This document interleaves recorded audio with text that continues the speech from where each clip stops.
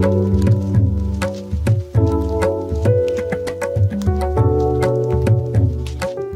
Print soft cover के इस episode में आप सभी का स्वागत है।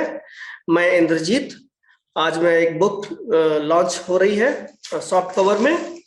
यह एक इंग्लिश का अनुवाद है, द हिडन हिंदू, और इसको लिखा है, बुक देख लीजिए आप, इसको लिखा है अक्षत गुप्ता ने।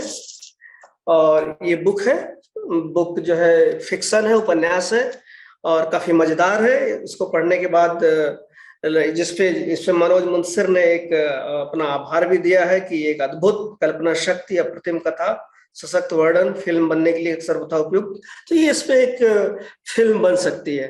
तो फिलहाल हम द हिडन हिंदू में आपका, इसके लेखक जो हैं अक्षत गुप्ता जी का मैं स्वागत करता हूं। अक्षत जी, आपका स्वागत है। तो शुरू करते हैं हम अक्षत जी ये सवाल से कि आपने इसका नाम हिडन हिंदू क्यों रखा?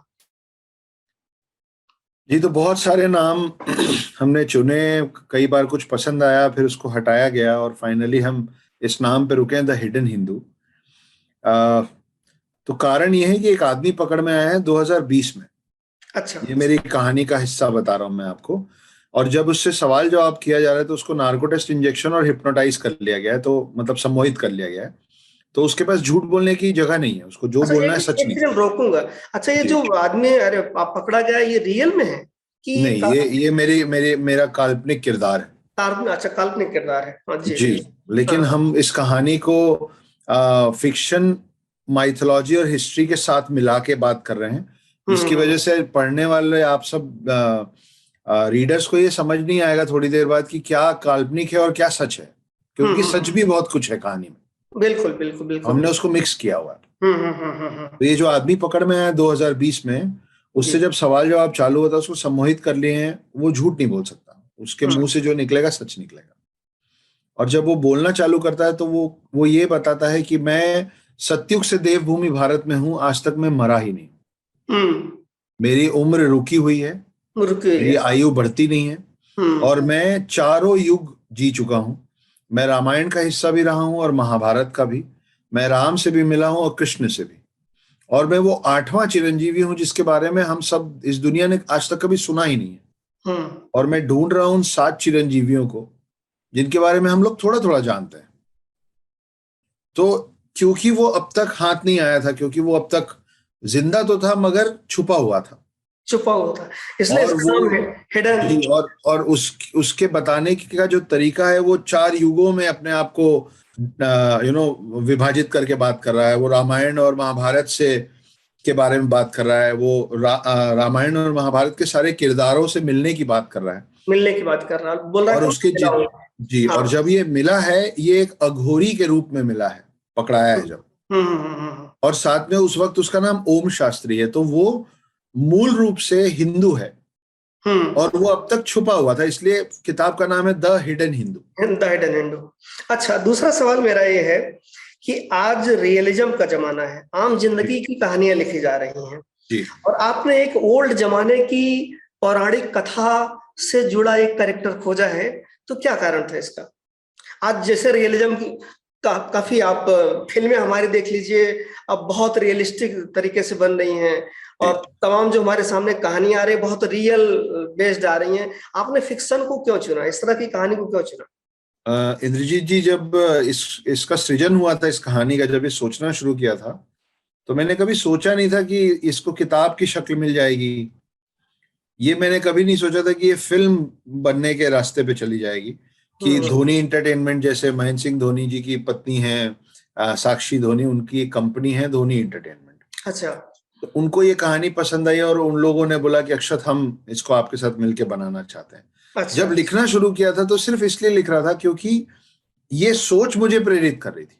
अच्छा। मुझे ये सोच के बहुत अच्छा लग रहा था कि अगर ऐसा होगा तो क्या होगा। अच्छा, अक्षत, आपसे एक सवाल मैं इसी बात से जुड़ा मैं पूछता हूँ कि क्या आपको इन चमत्कारों में, जो काफी हद तक हमारे पौराणिक कहानियों में मिलता है कि ऐसे ऐसे अद्भुत योगी हुआ करते थे और तमाम चीजें, इसमें आपको यकीन है? जी, मुझे बहुत ज्यादा यकीन है इस पे। अच्छा। और आपका यकीन, या आप किसी पे चीज पे या किसी व्यक्ति पे दुनिया की किसी भी शक्ति पे जब आप या भरोसा करना शुरू करते हैं, आपका भरोसा हटता है, तो वो आपकी पर्सनल लाइफ से प्रेरित होता है। अच्छा। आपके खुद के जो तजुर्बे नहीं, होते हैं, किताब में तो लगता है, किताब में जी, तो लगता है कि आसपास में, मेरे हाँ। मेरे जो तजुर्बे रहे हैं और मेरा जो एक्सपीरियंस रहा है अपनी छोटी सी अभी तक की लाइफ में, मेरी दाढ़ी के सफेद बालों पे कृपया ना जाए। नहीं नहीं, बिल्कुल नहीं, बिल्कुल नहीं।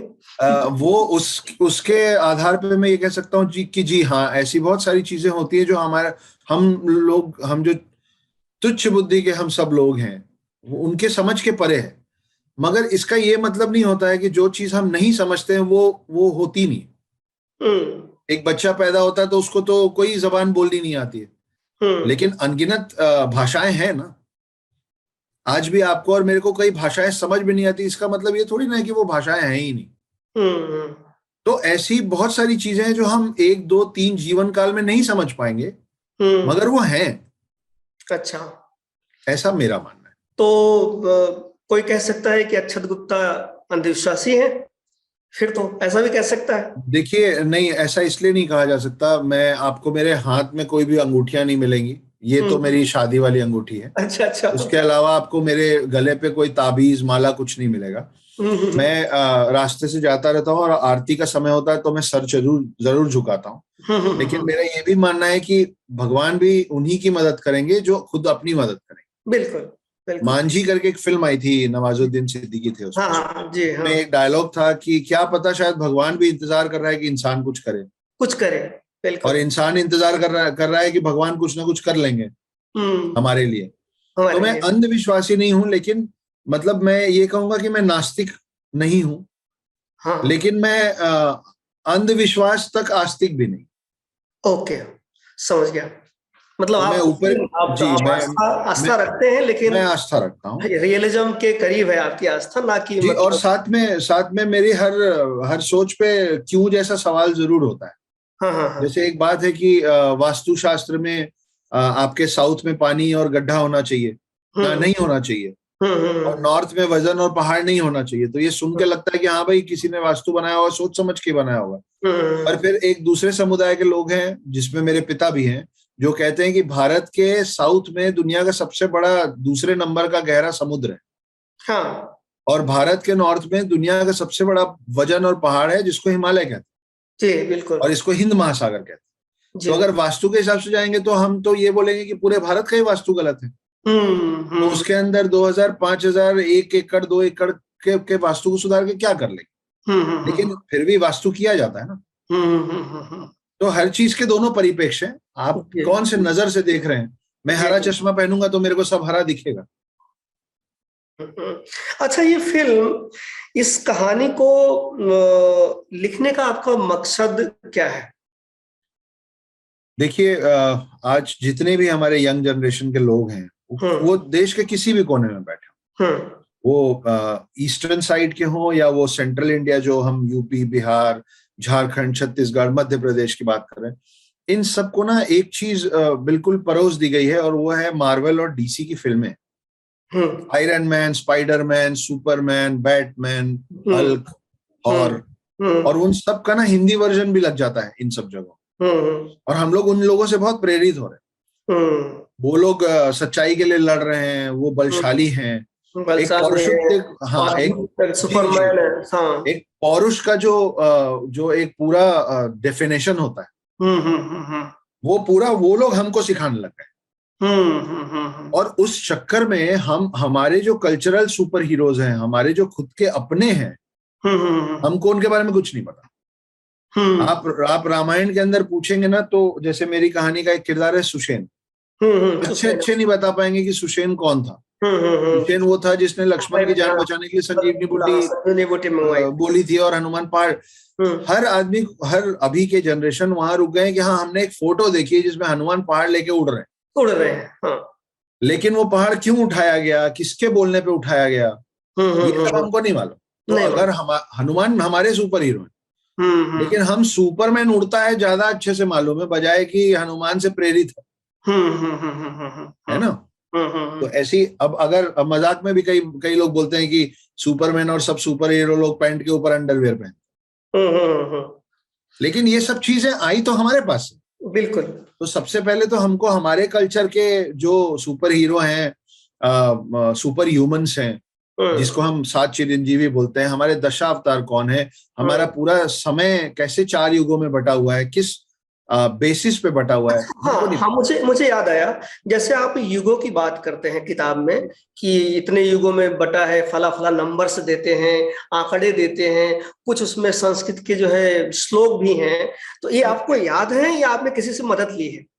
नहीं, मैं थोड़े बहुत याद भी हैं, अगर लंबा चलेगा तो हम आपको कुछ सुना भी सकते हैं, लेकिन हाँ, हर चीज याद ये रखना। युगों वाली बात, ये जो युग इतने युगों में बटा है, इतने साल में बटा है, ये सब आपने किसी से है मैथमेटिक्स के जरिए किसी, या जो वो सब बताते हैं काल नक्षत्र ग्रह के बारे में सब कुछ ये पुरोहित बताते हैं, उनसे आपने कोई हेल्प ली है या आपको ये सब पता है पहले से? नहीं, क्या है, मेरे माता पिता उस समय के लव मैरिड लोग हैं। अच्छा तो अच्छा। मेरी माँ ब्राह्मण है। अच्छा अच्छा। तो हम लोग बचपन से ये सब कहानियां सुनते सुनते ही बड़े हुए हैं। प्लीज कम इन। हम लोग ये सब चीजें बचपन से सुनते सुनते ही बड़े हुए हैं। थोड़ा बहुत कुछ पता था, बाकी हमने पढ़ लिया। अच्छा। थोड़ा पढ़ लिया, थोड़ा जब हम ये कहानी डेवलप कर रहे थे तो ढूंढ लिया, है ना। तो अलग अलग जगह से, कभी कहीं से कुछ मिला, कभी कहीं से कुछ मिला, ये सब चीजें मिला के ये कहानी तब्दील हुई।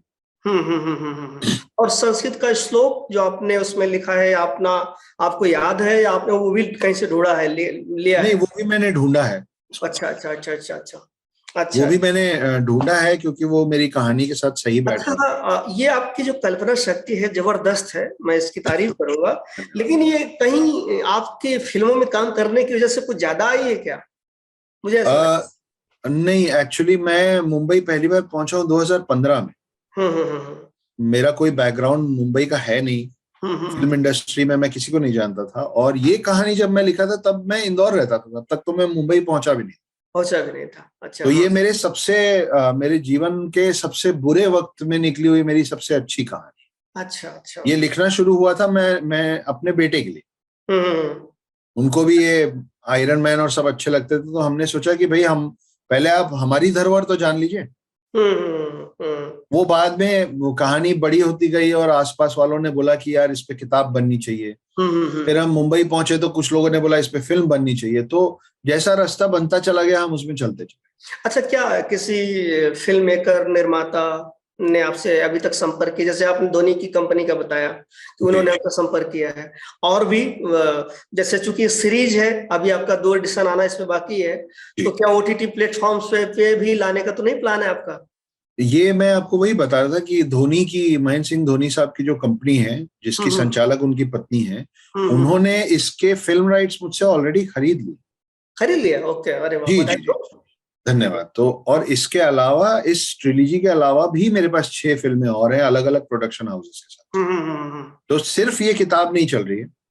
अभी मैंने 6 गाने भी साइन किए हैं एज अ लिरिसिस्ट, रजनीकांत साहब की वाइफ के साथ।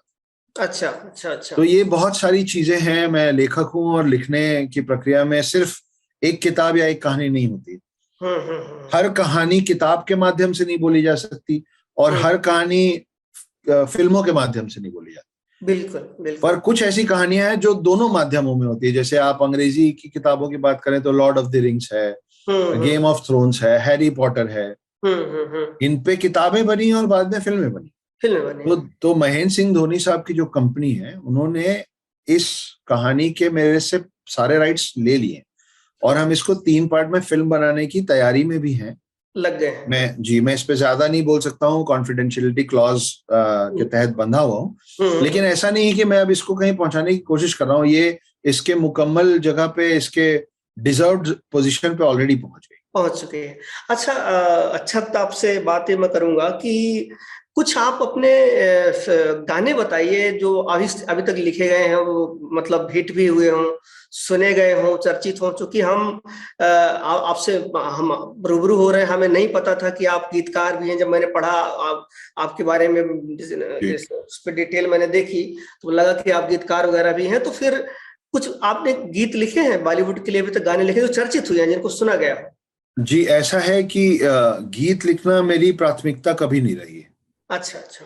मैं शौकिया तौर पे लिख देता हूँ, और मैं कभी आज तक, अभी तक मैं कभी किसी म्यूजिक डायरेक्टर साहब से मिलने नहीं गया हूँ कि साहब मैं गीतकार हूँ, आप पढ़ लीजिए। मेरा ध्यान पूरा था इस किताब पे, और बाकी की जो कहानियां जो फिल्म बनने वाली हैं पटकथा लिखते, पटकथा जी। तो ये जो धीरे धीरे लोग जुड़ते जाते हैं, उनमें से कुछ लोगों को मेरे कुछ गाने पसंद आए, और ये जो मैं 6 गानों की बात कर रहा हूँ, ये मेरे पहले गाने होंगे जो अब निकलने वाले हैं।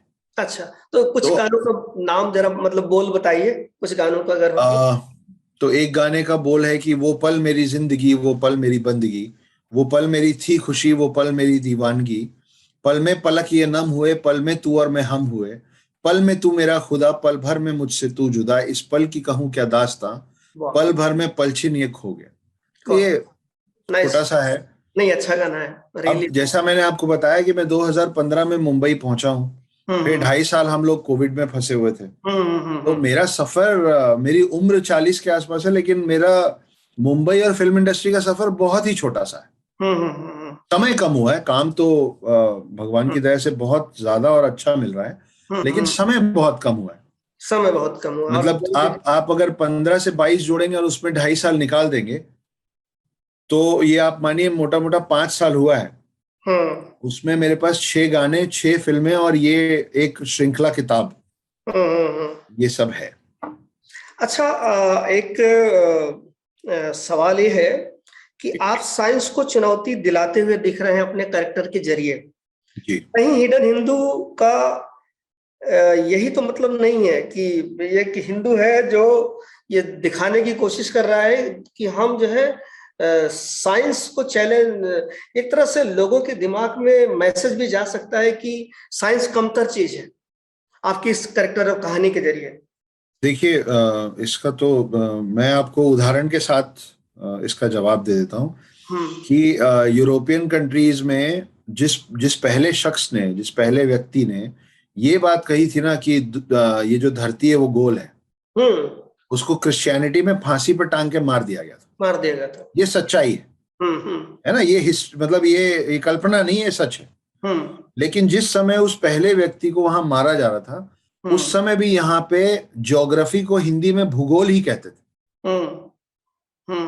है ना। तो भू मतलब होता है जमीन, और गोल तो गोल ही है, गोल ही है ना। तो हम उनसे आगे थे, इसमें कोई दो राय नहीं है। ये हमारी गलती है कि हमने अपनी धरोहर खो दी। दूसरा उदाहरण लीजिए, एक व्यक्ति थे जिनका नाम था सुश्रुत। उन्होंने 27 किताबों की श्रृंखला लिखी जिसको हम सुश्रुत संहिता कहते हैं। उस पे प्लास्टिक सर्जरी कैसे होती है, एक आदमी का नाक दूसरे आदमी पे कैसे जोड़ा जाता है, इस तरीके की अनगिनत बातें 27 किताबों में लिखी है जिसको सुश्रुत संहिता कहते हैं। वो गया अरेबिक कंट्रीज में, पर्शियन लैंग्वेज में उसका ट्रांसलेशन किया गया, वहां से वो पहुंचा यूरोपियन कंट्रीज में, वहां अंग्रेजी में उसका ट्रांसलेशन किया गया, और वो वापस घूम के भारत पहुंचा प्लास्टिक सर्जरी के नाम से। लेकिन हमको ये नहीं पता है कि पूरी दुनिया का पहला प्लास्टिक सर्जन हमारा था, हम थे वो। आखिरी उदाहरण और लीजिए कि एक दिन नासा ने एक बहुत बड़ा टेलीस्कोप बनाया, और उन्होंने दुनिया को बताया कि देखो साहब, बीच में सूरज है और 9 ग्रह उसके चक्कर काट रहे हैं। इसको अंग्रेजी में हम आज से कहेंगे सोलार सिस्टम। ठीक है, पर इस सवाल का जवाब मुझे आप दीजिए कि क्या आपको लगता है कि जिस दिन नासा ने हमको 9 प्लैनेट्स और सोलार सिस्टम शब्द सिखाया, क्या उसके बाद हमारे तरफ सौर मंडल का शब्द का इजाद हुआ, या क्या हम 9 ग्रहों की पूजा उसके बाद शुरू की? क्योंकि इन्होंने तो 100-150 साल पहले बताया। हाँ, लेकिन तो हजारों साल से 9 ग्रहों की पूजा कर रहे हैं। अक्षत जी, मैं एक बात कहूंगा, ऐसा आपको लग रहा है कि साइंस जैसे पश्चिम की चीज है? साइंस किसी पश्चिम की चीज नहीं है। नहीं, आप बिल्कुल उल्टी बात कर रहे हैं। मैं ये तो कह ही नहीं रहा हूँ कि साइंस पश्चिम की चीज है। मैं कह रहा हूं कि हमारा साइंस के प्रति रुझान और हमारी एक्सेप्टेबिलिटी पश्चिम से भी पहले रही है विज्ञान की तरफ। विमाना पुराण एक पूरा पुराण है जो हमने लिखा है। हमको पता था कि पारा, जिसको अंग्रेजी में मर्क्यूरी बोलते हैं, वो जब गर्म होता है तो वो हल्का होता है और वो किसी भी भारी चीज को उठा सकता है। ये उन्होंने हमसे सीखा है। तो मैं विज्ञान को ना कमतर कह रहा हूं, ना मैं पश्चिम की उपज कह रहा हूं। मैं कह रहा हूं कि विज्ञान शुरू से हमारा हिस्सा रहा है, हमें तर्क वितर्क करने की क्षमता रही है शुरू से। हम क्यों, कैसे, कहाँ, कब पूछना जानते थे।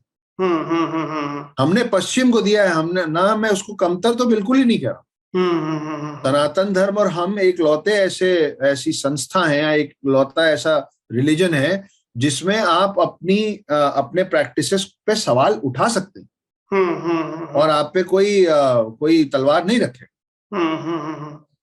तो हम तो सबसे ज्यादा खुले हुए हैं। तो मैं पश्चिम को कमतर भी नहीं बोल रहा हूँ और विज्ञान को तो बिल्कुल भी नहीं बोल रहा। भाजपा के, देखिए आज हमारे यहाँ सरकार भाजपा की है, भाजपा के तमाम नेता कहते रहते हैं कि ये गणेश जी की प्लास्टिक सर्जरी हुई थी, हमारे यहाँ प्लास्टिक सर्जरी बहुत पहले से है और ये सब चीजें हमारे यहाँ बहुत पहले से है। तो कहीं ना कहीं आप उसका समर्थन करते हुए दिख रहे हैं। और वो हाँ जी जी, मैं इस बात का समर्थन बिल्कुल नहीं कर रहा हूँ। जैसा कि मैंने कहा, मैं अंधविश्वासी नहीं। मैं ये नहीं कह रहा हूँ कि गणेश जी का प्लास्टिक सर्जरी हुआ था, मगर इस पे मैं ये जरूर कहूंगा कि कोई कुछ सोच के ही आपके और हमारे पूरक, हमारे जो पूर्वज थे, उन्होंने कुछ सोच के ही हर देवी देवता के साथ ना एक जानवर को बांध दिया ताकि उनका संरक्षण हो सके। गधे को मारना कोई कठिन काम है नहीं है ना, नहीं, हर कोई मार सकता है। लेकिन उनको बांध दिया गया है शीतला माता से।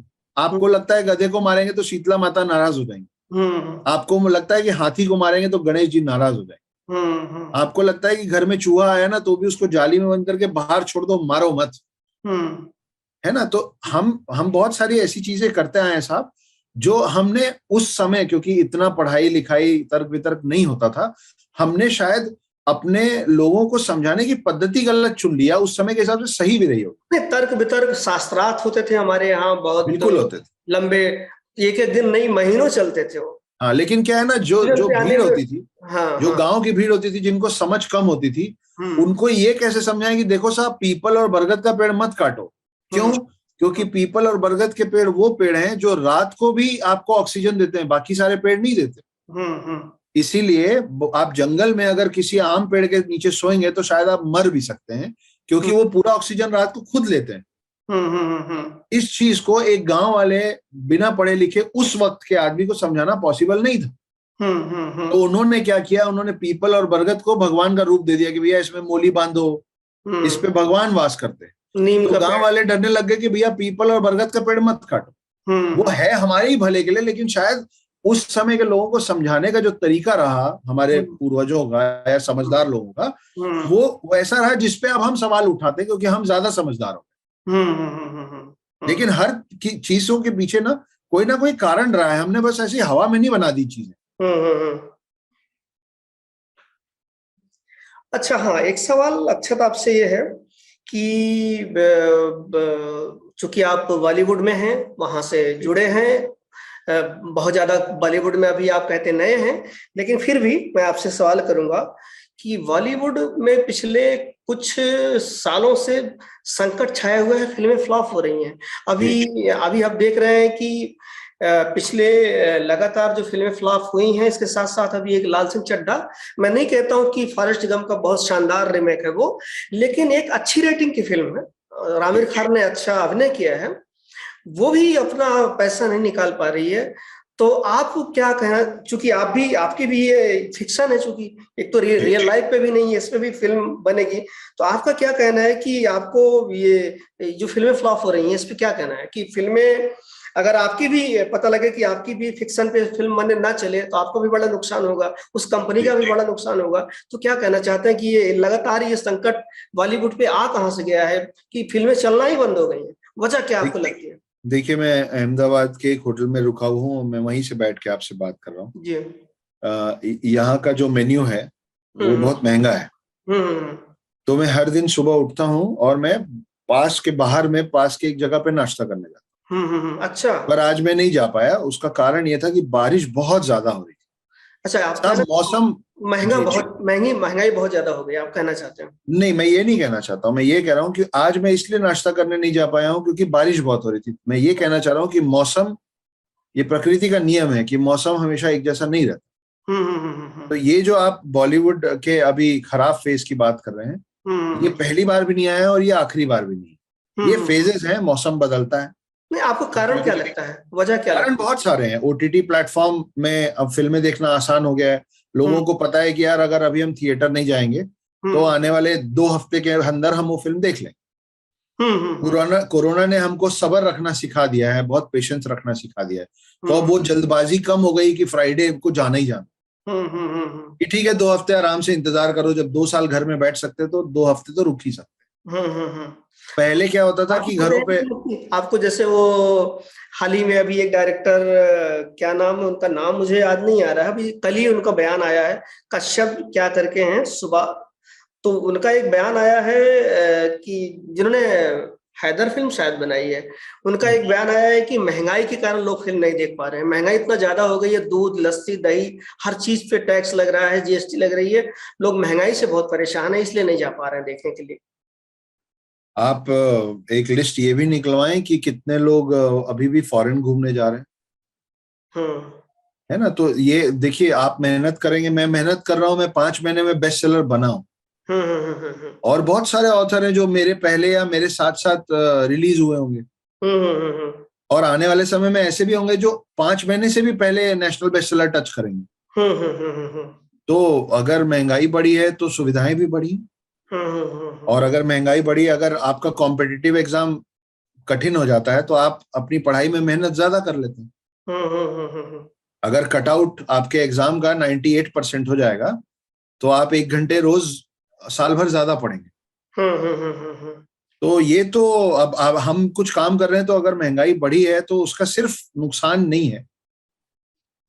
मैं इसको जस्टिफाई नहीं कर रहा हूँ, मैं इसको जस्टिफाई बिल्कुल नहीं कर रहा हूँ। महंगाई है, गरीबों के लिए दिक्कत है, ये सब में कोई दो राय नहीं है। लेकिन जहां तक बॉलीवुड और फिल्म की बात है, तो ये एक फेज है। अभी हमारा शोले आई उस समय, उसके बाद कई फिल्में सबकी पिट गई क्योंकि शोले बहुत बड़ी फिल्म थी। वैसे ही अभी बाहुबली फिल्म आई, बाहुबली इतनी ज्यादा चली कि उसके बाद हमको थिएटर में जाके कोई भी फिल्म उससे कमतर लग रही है। आज साउथ इंडिया का बोलबाला थोड़ा इधर है, लेकिन उधर एक समय में बच्चन साहब और धर्मेंद्र साहब भी राज किए हैं। तो ये चलता रहता है, इसको हम लोग बहुत ज्यादा सीरियसली ले रहे हैं, जो कि नहीं लेना। ऑल्सो हमारी फिल्म की क्वालिटी गिर रही है, हम अच्छी फिल्में बनाएंगे तो हमको अच्छे रिजल्ट। इसका ये मतलब कतई नहीं है कि लाल सिंह चड्ढा बुरी फिल्म है। मैंने अभी तक उस फिल्म को देखा नहीं है, मगर देखूंगा तो शायद उस पर बेहतर टिप्पणी कर पाऊंगा। समय समय की बात है, समय बदलता रहता है, मौसम और प्रकृति का नियम। तो अक्षत, आपसे बात करके मुझे बहुत अच्छा लगा।